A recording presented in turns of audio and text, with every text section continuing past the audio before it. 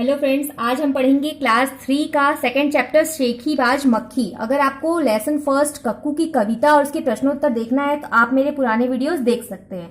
आज हम पढ़ेंगे शेखीबाज मक्खी के बारे में। ये एक मक्खी थी जो बहुत ही घमंडी और लड़ाकू थी।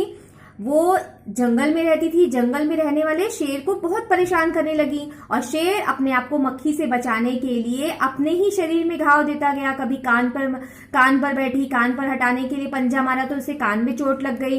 तो इस प्रकार जो शेर था बाद में एकदम परेशान हो गया। और शेर थोड़ा इस कहानी में डरपोक है और मूर्ख भी है। जब मक्खी शेर को हरा दी उसके बाद इस कहानी में वह हाथी को परेशान करने के लिए गई। हाथी इस कहानी में बहुत समझदार और शांति प्रिय है। क्यों? क्योंकि जब वह मक्खी कहती है हाथी को कि मैं तो तुम्हें बहुत परेशान करूंगी, हाथी शेर को हराया, मैं तुम्हें भी हरा दूंगी, तो हाथी सोचता है कि इस मक्खी पागल से कौन उलझेगा, इसलिए इसे प्रणाम करना ही सही है। तो फिर हाथी कहता है हाँ हाँ ठीक है, मैं भी तुम्हें प्रणाम करता हूं। फिर जब ये दोनों को हराने के बाद मक्खी सोचती है कि अब क्यों ना मैं लोमड़ी को भी हराऊं। तो लोमड़ी से कहती है कि मैं जंगल के राजा शेर को और हाथी को हरा चुकी हूं और अब तुम भी मुझे प्रणाम करो। और ये जो लोमड़ी रहती है ये बहुत ज्यादा चतुर होती है, सबसे ज्यादा चतुर और होशियार होती है और साथ में निडर भी रहती है।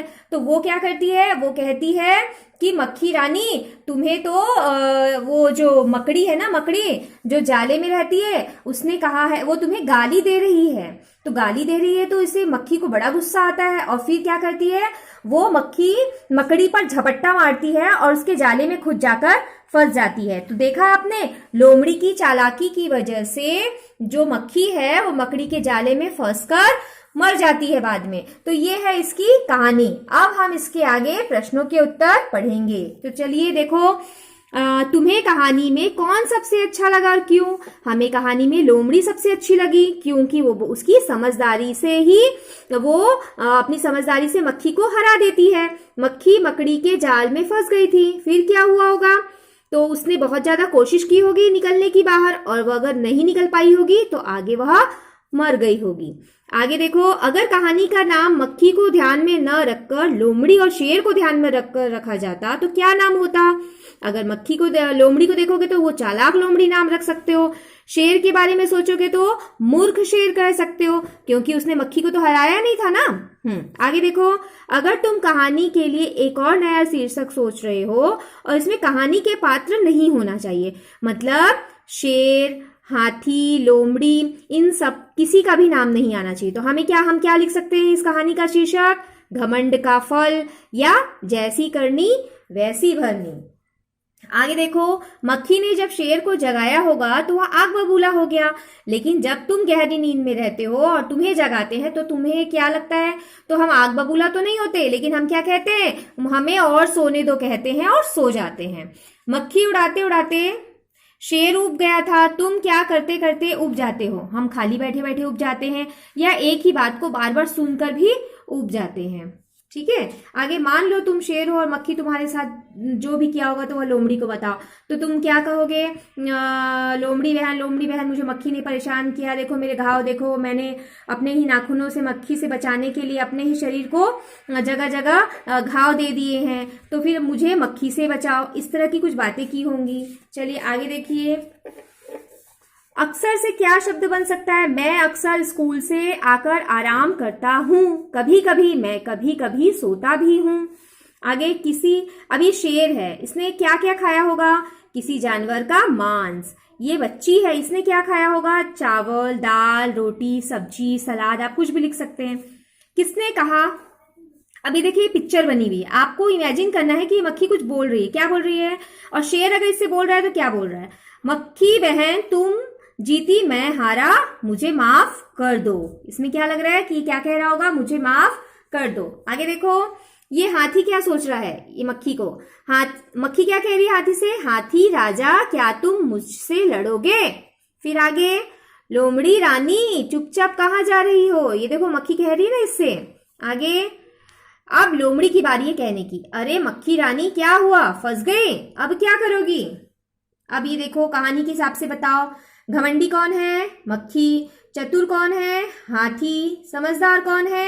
हाथी। देखो आप सोच रहे होगे चतुर तो लोमड़ी भी थी, पर यहाँ एक ऑप्शन आया हुआ है सबसे चतुर, इसलिए यहाँ पर लोमड़ी। और हाथी भी समझदार था और चतुर भी था। डरपोक शेर, आलसी शेर, है ना, कहानी के हिसाब से यहाँ लिखा गया है। अब हम आगे एक एक्टिविटी देखेंगे। देखिए एक्टिविटी, किसने किससे कहा? अरे मक्खी दूर हट। किसने कहा? शेर ने मक्खी से कहा। मैं तो तुमसे भी लड़ सकती हूँ। मक्खी ने शेर से कहा। मैंने जंगल के राजा को हराया है। जब मक्खी शेर के बाद किसके पास गई थी? मक्खी ने हाथी को कहा। धन्य है आपका जीवन, लोमड़ी ने मक्खी से कहा। अभी देखो यहाँ पर अनुनासिक मतलब चंद्र बिंदु है ना। इसका प्रयोग, अनुनासिक मतलब कि जब किसी शब्द को हम पढ़ते हैं और हमारी नाक से आवाज आती है। देखो यहाँ लिखा है वहा, ये वहा लिखा है। जब चंद्र बिंदु लगाते हैं वहां, तो क्या आ रही है? नाक से आवाज आ रही है। डालूगा, डालूंगा, फंस, देखो नाक से आवाज आई ना। मुंह, पहुंची। उसी प्रकार देखो अनुस्वार यानी बिंदु, सिर्फ अम का बिंदु होना चाहिए। जगल, जंगल, नहीं, नहीं, अत, अंत, जो, जो, जो, जो। इस तरह आप अनुस्वार का शब्द अनुसार लगा के शब्द बना सकते हैं। अब देखो और अधिक प्रश्नों के उत्तर दिए गए। शेर ने कितने दिन से स्नान नहीं किया था? शेर ने 2-3 दिनों से स्नान नहीं किया था। शेर मक्खी पर क्यों दहाड़ा? मक्खी शेर को परेशान कर रही थी, इसलिए शेर ने दहाड़ा। मक्खी ने हाथी से क्या कहा? मक्खी ने कहा, मैं तो तुमसे भी लड़ सकती हूँ। लोमड़ी ने मक्खी से मकड़ी के विषय में क्या कहा? लोमड़ी ने मक्खी से कहा कि मकड़ी आपको गाली दे रही है। अंत में मक्खी को घमंड का क्या फल मिला? अंत में मक्खी थक गई और मकड़ी के जाले में फंस गई।